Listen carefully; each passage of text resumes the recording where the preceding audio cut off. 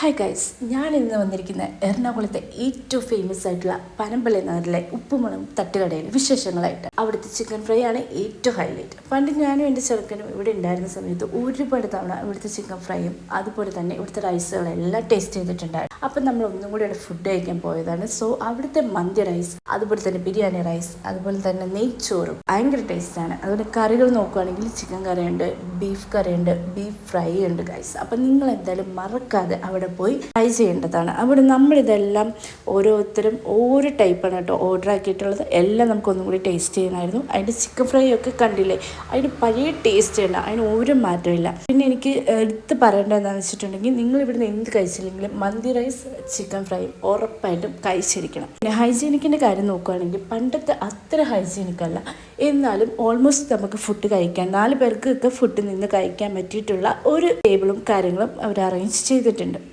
അപ്പോൾ ഇതിൻ്റെ ലൊക്കേഷൻ വരുന്നത് വേറെ എവിടെയല്ല, പനമ്പള്ളി നഗർ IFSC ബാങ്കിൻ്റെ തൊട്ട് ഓപ്പോസിറ്റാണ്. അപ്പോൾ നിങ്ങളെല്ലാവരും പോയി ട്രൈ ചെയ്തിട്ട് അഭിപ്രായങ്ങൾ അറിയിക്കുക.